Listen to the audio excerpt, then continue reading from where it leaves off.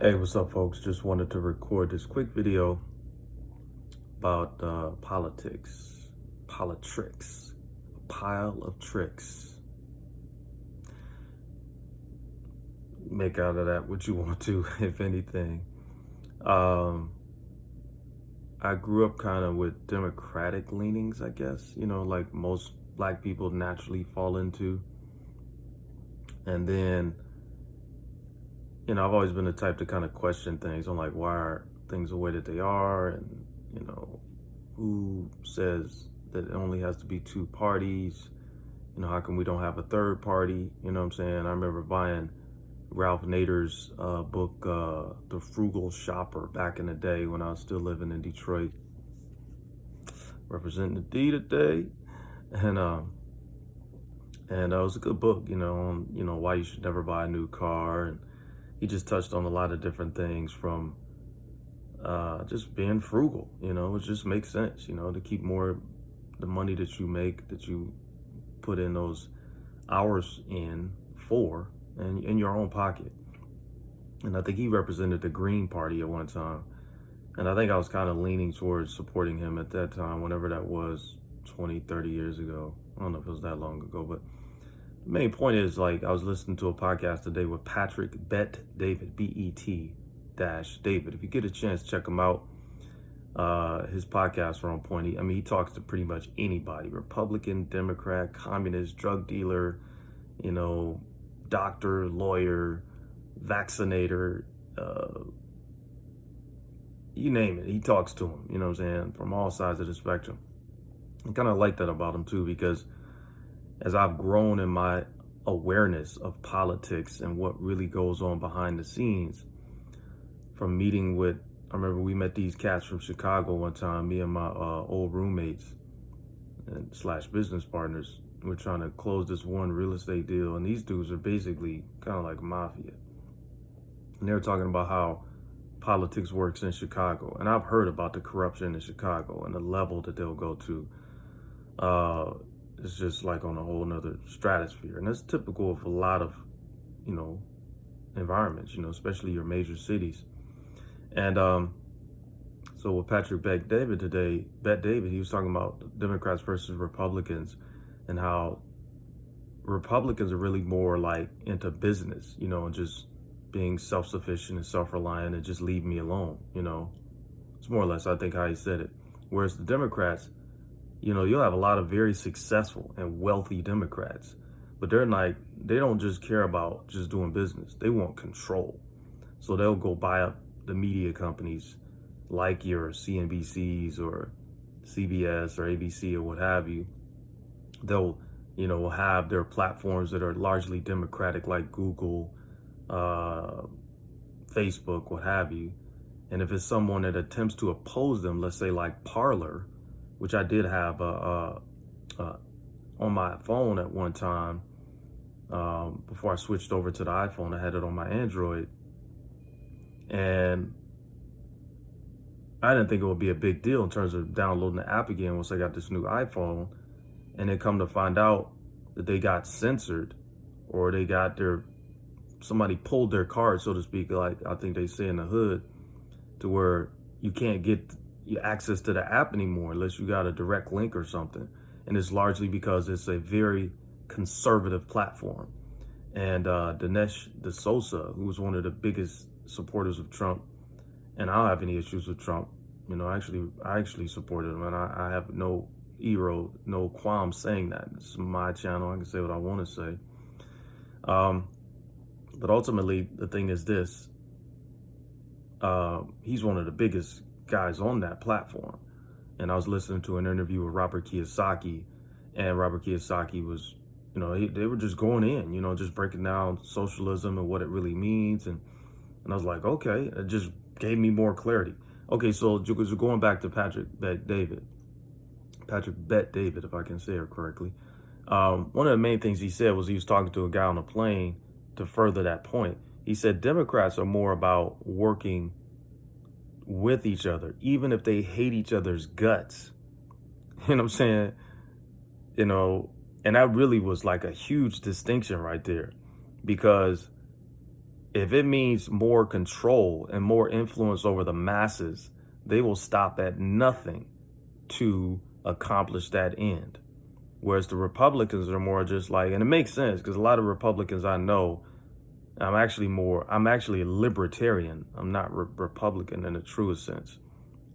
Most Republicans I know are very much business minded, entrepreneurship, industrialists, you know, business owners. They're in all of those conversations, financial education and wealth creation, which I am totally aligned with. And at the same time, Democrats that are very successful are into those spaces as well. And at the same time, they're also about control. And how can we have more influence? How can we dictate more of what goes on in society by just controlling all of the major channels of information to where we can dispense information that's going to be leaning towards our agenda? It's actually just business. It's like, I guess you could say, almost maybe good business. That's just how they operate. And when I was listening to the podcast today with Patrick Bet-David, I was like, that just makes sense. It gave me some clarity and distinction around that conversation like I'd never had before. So as the saying goes, don't hate the player, hate the game. That's the moral to this video. So Democrat, Republican, Libertarian, I ain't tripping. Do you? Just recognize the game. And the game is such that he who holds the gold makes the rule. So if I hold the gold and I got Facebook, or more specifically, one of the other things he said in that interview that was so fucking brilliant was about how, let's say Parler, let's say if they went on, let's say Shark Tank to get, investment capital from Mark Cuban and Lori Greiner or something like that. Okay, let me see if I can remember exactly how he stated it.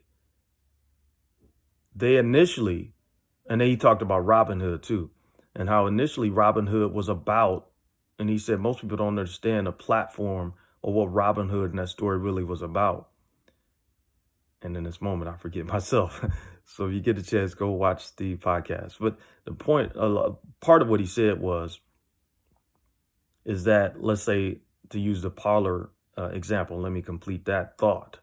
Parler, if I own Parler and I need investment capital to get my platform up and running, and it's a conservative platform, initially, I may be good with having the control, but the more I start getting investors putting up money who answer and play a game on those higher levels to where they're, partnering with Democrats or whatever, and maybe they are Democrats and they just happen to put up my investment capital.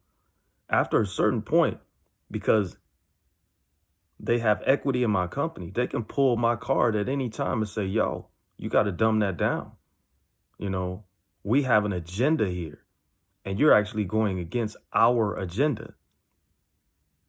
So either you dumb it down and go become more moderate in your approach, just use a term, as opposed to being so far right, or we'll just shut you down like they have effectively done, as last I heard. And what he was saying about Robinhood is that Robinhood and the story of Robinhood is most people don't have the story accurately. The story of Robinhood was that, oh God forgive me for not remembering that damn story. Okay, so this is the deal. One of the things he talked about with Parler is that your platform initially, and this may have been how he was referring to Robinhood, but just work with me here. Your platform is your audience, if I'm saying that correctly, is Main Street, like you and I, the common man, right? And then when you get to a certain level of success, then you have to answer to Wall Street. That's where the problem comes in. So it's like in the Bible where it says, no man can serve two masters, for he will either love one or hate the other. It's like that kind of thing. So when you get to a certain point in your growth, as is more or less what he was saying, you're answering to Wall Street at that point. You're not answering to Main Street anymore. So as much as they helped you to grow your brand and become the success that you are, that being Main Street, at a certain point in the game, because it's all a game, be clear on that, it's a game. You got to turn over who you're answering to Wall Street and big government. You know what I'm saying? And they're the ones that are obsessed with control and, freaking world domination, to put it one way. So it was very insightful to hear that because I watch a lot of podcasts on economics and finance, and I'm always curious to know where things are going. I was watching some things recently on modern monetary theory, which is what one of the guys is I'm going to request that he actually become my financial mentor wanted me to check out. But yeah, that was one of the biggest things I wanted to share was how, Democrats will work together even if they hate each other's guts because it's all business. Whereas the Republicans, as he said, as he was talking to a guy on the plane, and that was his take on Democrats versus Republicans, is that Republicans are just business minded and, very much about being self-sufficient. But at the same time, they don't take it to the same level that Democrats do that have that same level of success. And then, I'm still looking to get more clarification around the whole thing that happened recently with GameStop, and that was a part of what Patrick Bet-David was talking about in relation to Robinhood and how it was a noble idea when they first started out and that they were about the little guy. And then the more success that they had, they almost had to, whether they wanted to or not, become a part of Wall Street and that conversation, which means that essentially you just shit on the little guy at that point, which is how most of the time is how that goes. Because you're playing the game, it's like going from high school to playing in the pros, so to speak. That may not be the best analogy, but the point is, excuse me, when you get to that level, typically you have to acquiesce to the power structure and how the game is played. It's no different than, and I'll just end with this one quick story. I remember years ago when I was watching 60 Minutes and they had all of these congressmen that went into DC with the intent to change the system and make sure that the people were represented or whatever it was. It was like 16 newbies that went in there or something. And then they, all gung-ho about, changing the system and all of that. And then they interviewed those same congressmen about a year later, maybe a year or two later. Or I think they only have a 2-year term. So I think they interviewed them like a year later. And out of, let's say, 16 congressmen, almost all of them, I say like maybe 3 of them were still holding the position that they had when they first got elected.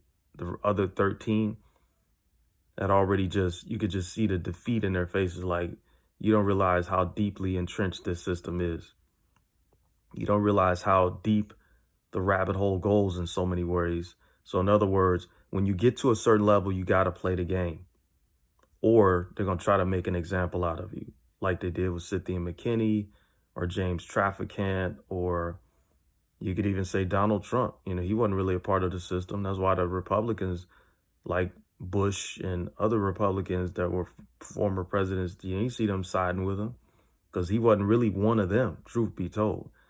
So it's like, you realize how deep the game goes and how the level that they play the game on is like things are not really what they appear a lot of times.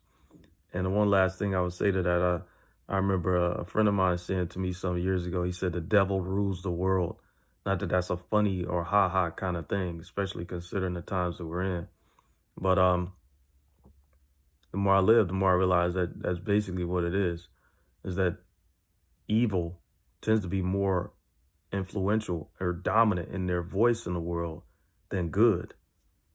Because it takes something to be courageous and stand up against a system that's so firmly entrenched and is set up to just crush you if you attempt to stand up to it, whether it's the legal system, and that's a whole nother conversation, or or even going into most of your work environments or whatever, the status quo is firmly entrenched. That's the moral to the story. And that's not necessarily saying that all Democrats are bad, because you got some Democrats that really have honorable intentions, just like you do in almost any group. However, a lot of times the system is the system. And generally speaking, at a certain point, you're going to be asked to play the game on some level. Maybe not completely, where you have to give up your moral integrity or compass or whatever. But on some level, you're going to have to be, you're going to get approached to play the game in the way that the game is typically played when you start ascending to those higher heights. And let me say this. We're co-creators with the creator. So you can still create your own environment to where you're still insulated from all of that nonsense. So let me be real clear on that. Have your relationship with God, your creator, a higher power, to sustain you in spite of all of this wickedness, this soul. What's that one scripture in the Bible about how we have to fight against people in high places, municipals, principalities, something like that. So in other words, that's why you got to have some type of relationship with something greater than yourself to sustain you in this world that's so freaking wicked and just twisted. And I mean, the life is beautiful. Life is great. And at the same time, you see a lot of the evil that persists in the world and people just don't stand up to it or say anything about it.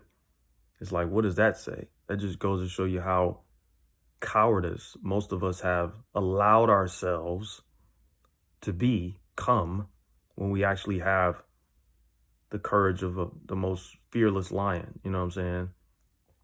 As it says, I didn't give you a spirit of timidity or fear, but of power, freedom, and peace of mind, or something like that. Another Bible scripture. I'm not a Bible scholar, obviously. I just remember bits and pieces of certain scriptures. So have your faith in something greater and let that be what guides you through good times, bad times, times in between.